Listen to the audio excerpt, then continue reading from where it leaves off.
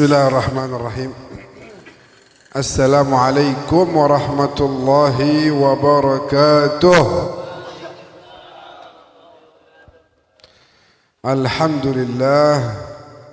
Alhamdulillahi wa kafa, wassalatu wassalamu ala habibihil mustafa wa ala alihi wa sahbihi ahli sidqi wal wafa, amma ba'd. Seperti biasa, kita akan melanjutkan kajian dari kitab Matan Safinatun Najah dan An-Nasaihud Diniyah wal Wasaya Al-Imaniyah. Belajar itu sampai mati kagak ada habisnya. Utlubul ilma minal mahdi ilal lahd. Carilah ilmu dari mulai kamu masih kecil sampai lahat, liang lahat, sampai mati. Sebelum mati berarti masih terus harus belajar. Dan kalau bahasa Al-Quran, wa ma utitum minal ilmi illa qalil. Kalian itu kagak dapat ilmu kecuali sedikit. Jadi kalau kita udah belajar sekian lama nggak dapat kecuali cuma sedikit. Apalagi yang males-malesan belajar, iya kan? Kata ilmu apa? A'tini kullak u'tika ba'dhi. Kasih untuk saya seluruh yang ada pada dirimu. Berikan untuk saya waktumu, tenagamu, pikiranmu, hartamu. Nanti aku kasih sedikit dari aku, kata ilmu begitu. Nah, setidaknya kita alhamdulillah di sini ngadain rutinan. Ini kita ngelanjutin orang-orang soleh zaman dahulu yang mereka bikin kegiatan kayak begini. Kalau bahasanya NU tuh begini, al-baqa 'alal qadimis salih wal akhadh bil jadidil aslah. Yang dulu yang cakep-cakep pegang erat-erat. Kalau ada yang lebih bagus dalam satu, kayak misalnya dulu pengajian biasa kagak ada kamera begini. Sekarang ada kamera, oh ternyata lebih besar manfaatnya. Ntar bisa kemana-mana didengerin. Kayak yang terbaru kita posting Cang Jenal kajian di sini. Saya posting berapa hari yang lalu di TikTok tuh. Itu udah 200 ribuan tuh. Ya, artinya kalau misalnya di sini kagak ada kamera, ya udah yang denger yang sini aja. Dan ternyata karena ada yang baru dan ternyata bagus, boleh kita pakai. Al-baqa 'alal qadimis salih, pertahankan yang dulu-dulu yang cakep-cakep, wal akhadh bil jadidil aslah. Kalau ada yang baru yang kira-kira bisa lebih manfaat, boleh juga diambil. Nah, acara kayak begini emang dari dulu udah ada. Kita pegang nih, jangan dilepas. Dulu kiai-kiai, para alim ulama, mereka udah soleh, udah alim, udah ahli ibadah, tapi kagak mau alim sendirian doang, kagak mau. Kagak mau soleh sendirian doang. Dibikinlah pondok pesantren. Ayo bapak-bapak, ibu-ibu masukin anaknya kemari. Ntar diajarin ilmu-ilmu yang cakep, ilmu-ilmu yang bagus, ilmu dari Rasulullah sallallahu alaihi wasallam. Pada masuk. Ntar dari sono masuk, dari sini masuk, diajarin ilmu dari satu alim, kiai, ustadz. Nanti diajarin oleh beliau ke 100, 200, 300 muridnya. Muridnya balik lagi dah ke rumah masing-masing ngajarin ilmu tersebut. Begitu cara orang-orang dulu. Mereka nggak cuma baik sendiri, tapi bikin circle, perkumpulan yang bagus, yang cakep. Alhamdulillah. Kita di mari ada orang-orang tua kita hadir, orang-orang guru-guru kita pada hadir di sini. Dan bukan hanya kita pengajian rutinan di sini, tapi alhamdulillah kita udah ngadain kegiatan rihlah bareng-bareng ke villa. Di sana juga kita ngapain? Baca maulid juga. Enak gak begitu? Kan enak. Kemarin bareng-bareng 6 mobil, 6 ya? Ziarah. Masya Allah, ini satu hal yang harus dipertahankan. Jadi ternyata kegiatan kayak begini itu menjaga. Orang misalnya mau ngadain apa? Trek-trekan motor misalnya. Terus dikasih tahu, belah sono ada majelis talim, ada maulid, ntar ente trek-trekan gangguin. Nah mereka tahan tuh. Oh, jadi adanya majelis kayak begitu ternyata manfaat luar biasa. Bukan hanya nambah bacaan sholawat kita, bukan hanya nambah ilmu kita, nambah zikir, tapi juga menahan adanya atau munculnya al-munkarat, hal-hal yang mungkar. Ada majelis talim kagak enak gua gitu. Atau jamaah yang memang udah hadir majelis, terus kemudian ada teman-temannya yang godain, oga dah, gua kan anak majelis, lu nggak lihat gua pakai peci begini, nah, begitu. Ketahan sama adanya perkumpulan, adanya circle yang model kayak begini. Jadi terima kasih banyak sekali lagi. Alhamdulillah antum kalau bisa terus belajar, nggak harus pelajaran, nggak hanya pelajaran yang non formal kayak begini. Kalau bisa yang formal juga dilakukan juga, itu akan sangat baik. Begitu ya. Dan mudah-mudahan ilmunya bisa bermanfaat. Amin ya rabbal alamin. Kita lanjut masuk ke pembahasan ini fil haidhi wan nifas. Ini pembahasan sebenarnya khususnya bakal perempuan. Dulu saya waktu kuliah diajarin haid sama nifas, kagak fokus banget begitu. Gua kagak ada urusan sama beginian dalam hati saya. Itu urusan perempuan. Haid sama nifas kan bukan, kita kan kagak haid, kagak nifas gitu. Tapi ternyata begitu kita menikah, punya bini, punya anak, kudu paham juga. Saya kalau lagi bimbing umroh nanti ada aja tuh yang nanya, saya begini nih Bib, saya nih haid terakhir tanggal sekian, nah sekarang keluar darah lagi. Nah karena kita udah belajar minimal waktu antara haid satu dengan haid setelahnya, kalau seandainya sebelumnya keluar darah bukan haid namanya, istihadhah. Istihadhah itu bukan berarti kita nggak sholat, cukup dengan kalau dia sedikit ya nggak deras maka cukup mandi nanti bisa sholat. Hal-hal kayak begini ternyata penting buat dipelajarin. Bukan hanya untuk yang perempuan tapi untuk para kepala keluarga juga kudu paham. Jadi kalau keluarganya nanya bisa dijawab begitu.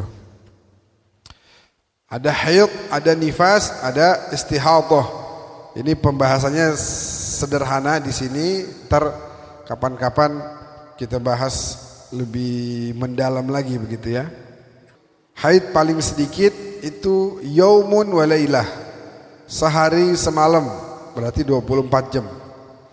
Kalau darah keluar kurang dari 24 jam enggak disebut sebagai haid.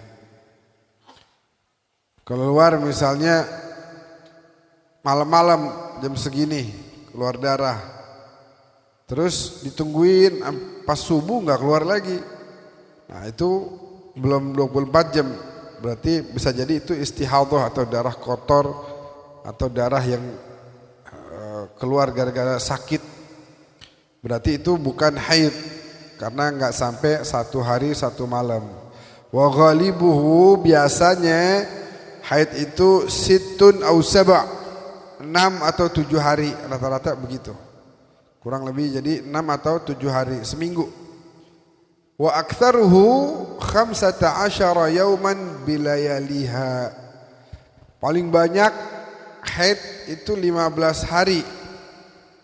Kalau sampai hari ke-16 masih keluar darah bukan haid namanya. Tapi kayaknya enggak ada haid 15 hari. Enggak ada ya. Paling 6 7 kurang lebih sekitar segitulah. Yang paling minimal waktu suci antara haid 1 dengan haid yang kedua adalah 15 hari. Itu minimal. Nggak boleh 14 hari udah haid lagi, berarti itu bukan haid namanya. 15 hari kemudian keluar darah lagi, yaitu haid.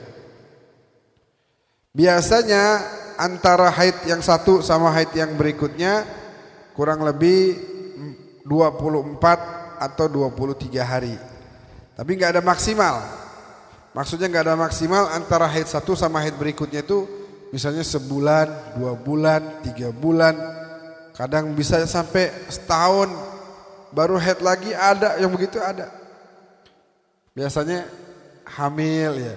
Atau habis lahirannya mungkin operasi atau ada sedikit kendala, minum KB itu ntar ngerubah juga. Kadang bisa setahun kagak haid.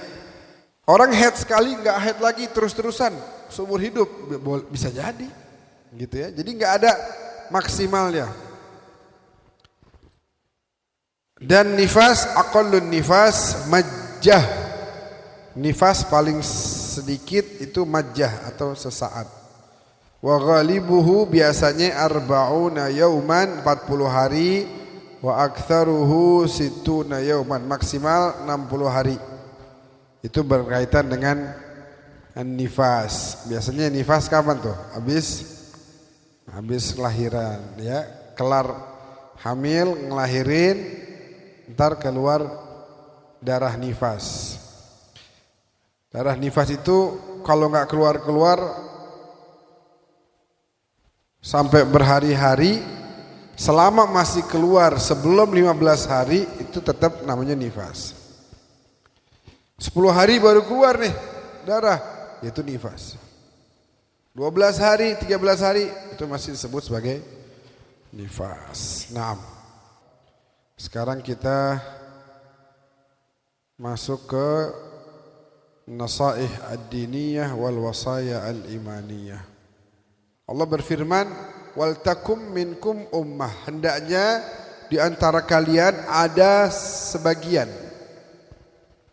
Tugasnya apa? Yad'una ilal khair, ngajak orang kepada apa khair? Kebaikan. Mau ngajak orang kepada kebaikan, maka dia harus pelajari, karena kebaikan itu bersumber dari Nabi. Bagaimana kita mau ngajak orang kepada kebaikan tapi kita nggak pelajari dari Nabi apa itu kebaikan. Kayak misalnya kita mau ngajak orang untuk berbuat baik dalam rumah tangga misalnya. Gimana caranya? Ya pelajarin Nabi ngomong apa tentang rumah tangga. Misalnya ada orang nggak mau nikah. Orang nggak mau nikah, kita nasihatin. Ada nggak orang nggak mau nikah? Nggak ada ya. Semua mau. Kalau bisa nambah malah. Nabi bilang kalau orang kagak mau nikah berarti dia telah berprasangka buruk kepada Allah. Nabi bilang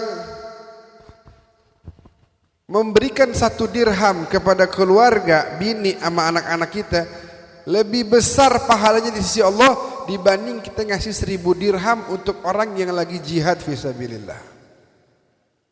Ada orang mau jihad fisabilillah, kita ngasih 1000 dirham. Bini kita, anak-anak kita buat kebutuhannya kita kasih 1 dirham. Kata Nabi, ini yang satu lebih besar pahalanya di sisi Allah. Karena itu bentuk tanggung jawab seorang suami kepada bininya. Bapak kepada anak-anaknya lebih besar pahalanya. Itu supaya mengingatkan kita bapak-bapak untuk bertanggung jawab kepada keluarga kita. Nabi bilang misalnya dalam hadis yang lain, tidaklah bertambah iman seorang laki-laki melainkan pasti bertambah pula cintanya kepada keluarganya.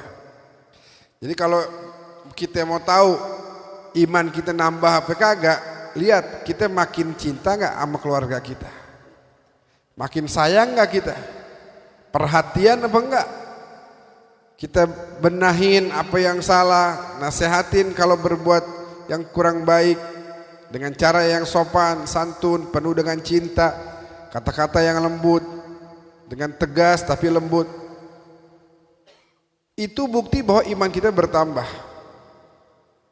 Nah, jadi karena kita telah membaca tentang apa yang disebutkan oleh baginda Nabi terkait dengan keluarga, kita jadi bisa ngajak orang yad'una ilal khair. Ayo begini. Misalnya terkait dengan pernikahan. Karena banyak sekarang orang takut sama nikah gitu. Di antaranya tadi itu, dia disebutkan berprasangka buruk kepada Allah. Padahal man istata'a minkumul ba'a fal yatazawwaj. Karena nikah ini menyempurnakan setengah agama.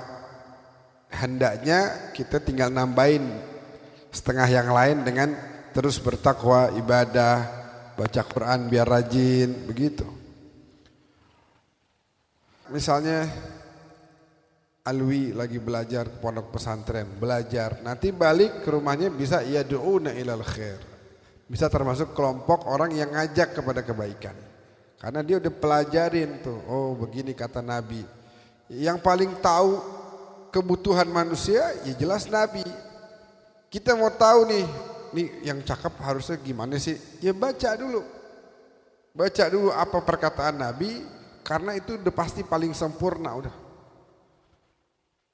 Saya mah udah baca Quran nih, katanya Quran solusi bakal hidup saya. Tapi saya kok kagak dapat solusi ya? Karena kamu tidak memahami isi Al-Quran. Isinya supaya paham, ya baca omongan Nabi itu apa tentang ayat-ayat tersebut. Maka nanti kalau udah dibaca, oh Nabi bilang begini. Ketemu tuh solusi apapun. Wa nunazzilu minal Qur'ani ma huwa shifa wa rahmah lil mu'minin. Dalam Al-Quran ada syifa, ada obat bagi segala penyakit kita, ada rahmat Allah. Nah, kalau kita mau cari petunjuk dari Al-Quran, caranya la yamassuhu illal mutahharun. Al-Quran ini enggak akan bisa difahami kecuali oleh orang-orang yang suci, sebab dia suci. Yang paling paham dia Al-Quran ya orang-orang suci. Ya tentu yang paling suci Nabi kita Muhammad SAW. Maka beliau yang paling memahami isi Al-Quran. Siti Aisyah mengatakan, kana Rasulullah SAW Al-Quran, kana khuluquhu Al-Quran. Beliau adalah Al-Quran. Beliau adalah Al-Quran sedang berjalan di tengah-tengah. Jadi Al-Quran yang hidup, yang bisa diajak ngomong, begitu. Bisa menjawab apa yang menjadi keinginan kita. Al-Quran isinya semuanya mutiara-mutiara ilmu. Tapi bagi orang yang memahaminya. Kalau kita baca, biasa aja nih. Sebab kita nggak ngerti. Kayak orang kagak paham nilai berlian misalnya. Dia lihat di pinggir jalan, apa nih? Biasa nih paling hiasan baju ibu-ibu kali nih, katanya begitu. Dibuang sama dia, nggak taunya berlian yang harganya mahal. Kenapa dia buang? Dia nggak ngerti, dia nggak paham nilai itu, dia nggak ngerti. Nah, untuk itu kalau kita pengen mengerti isi Al-Quran, kita baca dari ucapan-ucapan baginda Rasulullah SAW. Al-Habib Jamal bangun pondok pesantren, ya, beliau udah belajar, satu orang pergi ke Yaman, belajar, dapat ilmu, pulang, kagak mau tuh ilmu dipegang sendirian doang, dimilikin sendirian, bikin pondok pesantren. Bukan cuman dari Jawa Timur, sampai dari Ciracas berangkat ke sono. Dahsyat. Nah, itu manfaat namanya. Keberlanjutan begitu memang, dari generasi ke generasi begitu. Sampai nanti pada puncaknya bersambung kepada manusia paling agung. Cahaya mata kita, pujaan hati kita, kesayangan dan kecintaan kita, yang kita harap nanti syafaatnya di yaumil qiyamah, yang kita pengen nanti beliau panggil kita nanti di padang mahsyar, baginda Nabi besar Muhammad. Orang ngajak kepada kebaikan, Wahyu misalnya lagi duduk sama temannya di situ, kata Wahyu, besok datang dong pengajian di rumah Cang Jenal, Haji Jenal. Datang dia. Datang. Habis datang dengar nasihat, Jadi baik dia. Jadi baik. Yang tadinya sholat, sekarang sholatnya makin khusyuk lagi. Yang tadinya mungkin kagak demen sedekah, jadi demen sedekah. Yang tadinya ogah-ogahan ziarah sama orang tuanya, begitu dengar nasihat besoknya langsung pergi ziarah. Tiap minggu ziarah. Padahal yang ngasih tahu, yang bilangin temannya Wahyu bukan Wahyu, tapi Wahyu ngajak. Maka dia mendapatkan pahala dari semua kebaikan yang dilakukan oleh temannya tadi, tanpa mengurangi pahala temannya. Jadi pahala temannya misalnya 1000, Wahyu dapat 1000 juga. Yang ngomong dapat 1000 juga. Begitu. Yang ngadain majelis dapat 1000 juga. Jadi Nabi bilang man da'a ila huda, siapa orang yang ngajak kepada kebaikan, kepada hidayah, maka baginya pahala seperti pahala orang yang mengerjakan tersebut. Dan begitu pula sebaliknya. Begitu pula sebaliknya. Jadi jangan kita remehin. Kita ngajak kepada keburukan itu bukan hal yang kecil. Itu kerjaannya syaitan. Kenapa kita ambil alih? Ayo dong, lu ngapain di rumah aja? Ayo kita malam minggu ini. Ya, malam masih panjang. Nah itu kerjaan siapa tuh? Jangan diambil alih. Biarin dia aja yang kerja begitu. Ayo kita happy-happy. Kita ke bar-bar. Kita sampai malam. Nah itu dia tiba ngajak doang nih. Nggak taunya minggu depan dia tobat. Gue udah gak mau lagi dah. Temennya yang dia ajak minggu lalu tetap jalan terus. Dianya walaupun udah gak jalan tetap dosanya nambah terus. Sebab dialah yang menjadi penyebab temennya jadi ikut maksiat. Wal'iyadzubillah min dzalik. Makanya enak banget orang kalau ngajak kepada kebaikan pahala ngalir terus. Ya kan? Pahala itu ngalir terus, gak berhenti. Kita ambil contoh misalnya Kiai Syafi'i Hazami. Kiai Syafi'i Hazami muridnya banyak. Di Betawi khususnya ini muridnya banyak banget. Pada belajar sama beliau. Sekarang beliau udah meninggal. Tapi murid-muridnya termasuk anak-anaknya yang dapat ilmu dari beliau itu terus melanjutkan perjuangan beliau menyampaikan dakwah, mengajak orang kepada Allah. Kiai Syafi'i Hazami dapat pahala juga. Kiai Syafi'i Hazami berguru sama Habib Ali bin Husain Al-Attas, Habib Ali Bungur. Habib Alinya dapat juga tuh. Udah tidur, udah meninggal dunia, tapi ngalir terus, nggak berhenti tuh pahala. Nah itu nikmatnya orang yang mengajak kepada kebaikan, mengajak kepada hidayah dengan dasar apa? Ilmu. Waktu saya baru pulang dari Damaskus, dari Suriah, baru nyampe di Jakarta, dijemput sama Abah di bandara. Pas di mobil Abahannya telepon salah seorang guru beliau. Ustadz, ini waladi anak saya Ahmad baru pulang nih. Ini sekarang di jalan pulang ke rumah dari bandara. Nih mohon antum ngomong, kata Abahannya begitu. Aneh ngomong. Itu beliau langsung ngomong apa? Syuf ya waladi, dengerin baik-baik. Allah berfirman, "Wa man ahsanu qawlan mimman da'a ila Allah." Artinya begini tuh ayat. Siapa yang lebih baik daripada orang yang mengajak kepada Allah? Siapa? Coba sebutin. Ada enggak yang lebih baik daripada orang yang mengajak kepada Allah? Al-Qur'an bilang begitu. Wa man ahsanu qawlan. Siapa orang yang lebih baik ucapannya mimman da'a ilallah, daripada dibanding orang-orang yang da'a ilallah, mengajak kepada Allah. Fokusnya itu aja. Tugasnya Nabi apa? Ngajak kepada itu aja. Bil qawli wal fi'li. Nabi 24 jam dalam sehari, 7 hari dalam seminggu, 30 hari dalam sebulan, 365 hari dalam setahun, itu tiap detiknya ngajak orang kepada Allah, nggak pernah berhenti. Baik dengan ucapannya atau dengan perilakunya, dengan perbuatannya. Itu perbuatan Nabi, omongan Nabi, gerak-gerik Nabi, semua lagi ngajak umat kepada Allah Subhanahu wa taala. Wa qala alaihi salatu wassalam, ad-dal 'alal khair kafa'ilihi. Orang yang menunjukkan kepada kebaikan seperti orang yang mengerjakannya. Faman ja'ala du'a ilal khair da'bahu wa syughlahu faqad akhadha bihadhin wafirin min mirathi Rasulillah sallallahu alaihi wa alihi wasallam. Siapa orang yang menjadikan dakwah adalah kebiasaan sehari-harinya. Dakwah bukan harus kayak saya begini kudu ngomong, kudu harus punya pengajian, kudu harus baca kitab, kudu harus faham dulu nih kitab ini. Enggak juga.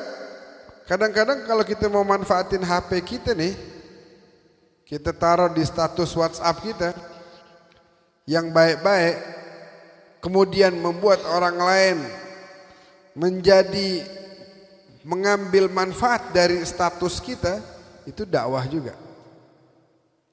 Ada yang lihat 10 orang, dari 10 orang yang 2 habis dengerin terus punya semangat mau hadir pengajian. Nah itu kita kagak ngapa-ngapain, tibang begini nih, tek tek tek tek tek, selesai. Itu pahalanya ngalir, nggak berhenti. Makanya kalau bisa naruh status yang benar-benar aja, yang baik-baik. Jangan apa? Jangan drama. Kenapa sih dia kok tadi cuekin aku ya? Ya salam. Cuekin. Apalagi? Lagu-lagu ini, lagu-lagu cengeng. Lagu cengeng ditaruh di status. Apa manfaatnya? Ada gak manfaatnya? Coba ada gak manfaat? Mau ngapain? Buang-buang waktu, buang-buang kuota. Mendingan tuh kuota kita taruh yang baik-baik.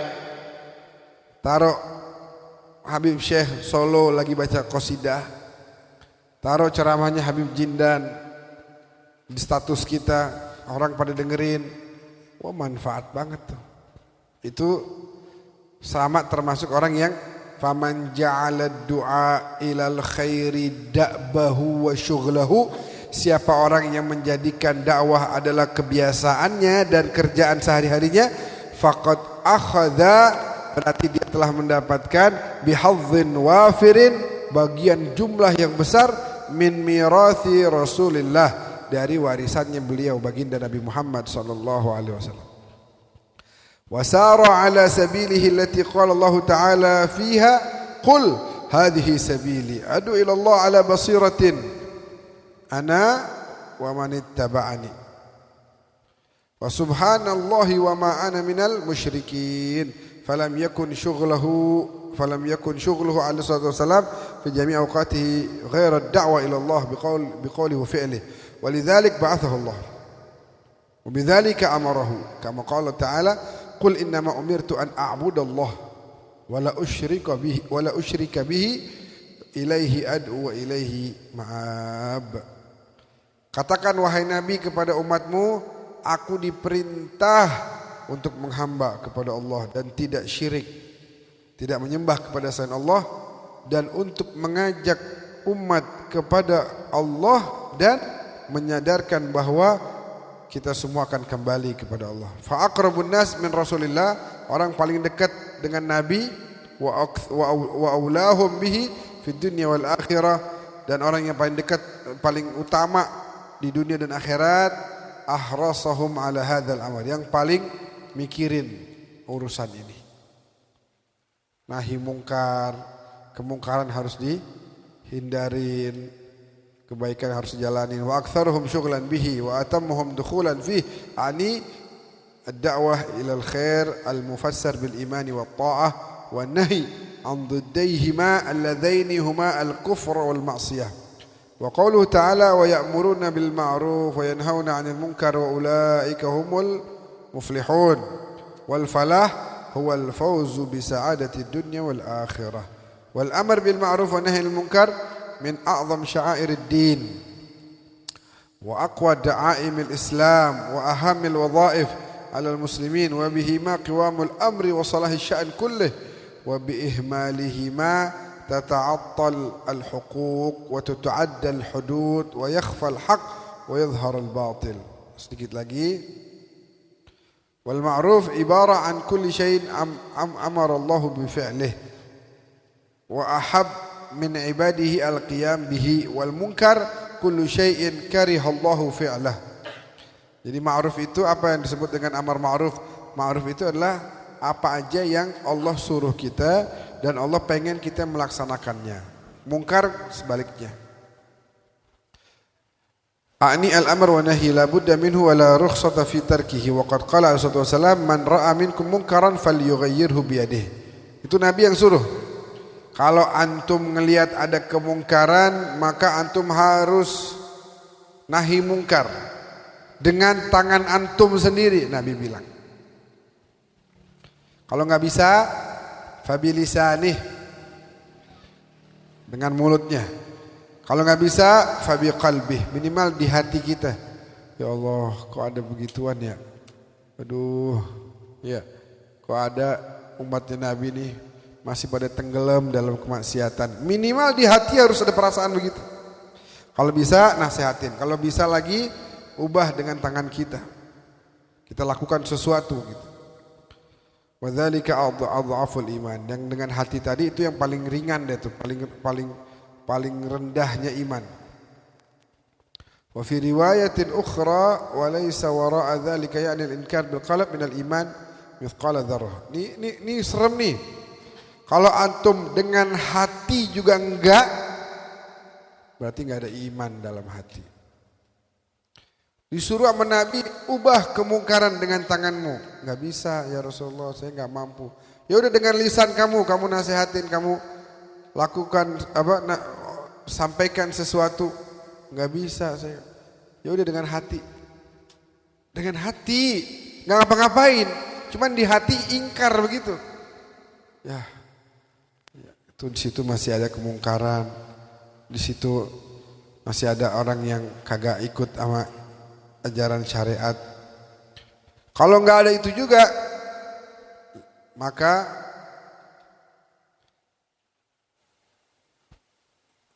walaysa wara'a dzalika yakni al-inkar bil qalb min al-iman mithqala dzarrah. Berarti enggak ada iman setitik pun dalam hati. Wal iyad billah. Laisa minna man lam yarham saghirana wa yuwaqqir kabirana wa ya'mur bil ma'ruf wa yanha 'anil munkar. Wa qala sallallahu alaihi wasallam walladhi nafsi bi yadi la ta'murunna bil ma'ruf wa tanhauna 'anil munkar wa ta'khudhunna 'ala yadi adh-dhalim aw la yab'athanna Allah 'alaikum iqaban min 'indih. Kalau ada orang zalim, kasih tahu dia. Karena kalau enggak nanti kita termasuk orang yang membiarkan kemungkaran. Biasanya apa? Kalau bahasanya Sayyidina Ali begini, idza sakatal alim la dhanna ahlul batil annahum 'alal haq. Kalau orang yang ngerti, yang faham, yang alim diam, ntar yang batil merasa diri benar. Ini ada kemungkaran, kita diam. Mereka akan bilang, oh itu aja pada diam, udah berarti kita benar ini. Gitu. Padahal udah jelas salah. Wa qala idza dhahabat ummati an taqul lidh-dhalim ya dhalim. Kayak misalnya sekarang nih pemerintah, korupsi di mana-mana. Kalau rakyatnya diam, pemerintah ngerasa apa? Berarti gua tenang-tenang aja, benar, kita benar berarti. Tuh rakyat pada diem aja itu. Tuh rakyat kagak ada yang komentar, padahal kita harus ngomong. Padahal kita harus kasih tahu. Bersuara, walaupun cahaya sekecil apapun, paling nggak kita bisa membuat ada sedikit cahaya, ntar orang tahu, oh ini gelap nih, ini yang benar nih yang ada cahaya nih. Walaupun sedikit. Idza habat ummati an taqula lidh-dhalim ya dhalim faqad tuwaddi'a minha. Makna dzalika faqad dhahaba khairuha wa dana halakuha. Nabi bilang kalau orang kagak berani ngomong kepada orang yang salah, kamu salah. Kamu harus perbaiki, kamu harus benerin. Kalau enggak berani, maka faqad tuwaddi'a minha. Berarti udah hilang kebaikan dari dirinya dan dia semakin dekat dengan kehancuran, wal iyadzubillah min dzalik. Mari kita minta guru kita untuk Ustaz Nanang untuk membacakan tahlil untuk keluarga kita yang udah pada meninggal dunia. Mudah-mudahan kalau Allah kasih pahala buat kita di majelis malam hari ini, Allah kasih pahala juga buat yang udah pada meninggal. Allah kirimin pahala yang banyak, Allah kirimin pahala yang bisa menerangkan kuburnya, meluaskan kuburnya, dan menjadikan mereka sebagai ahlul jannah. Amin ya rabbal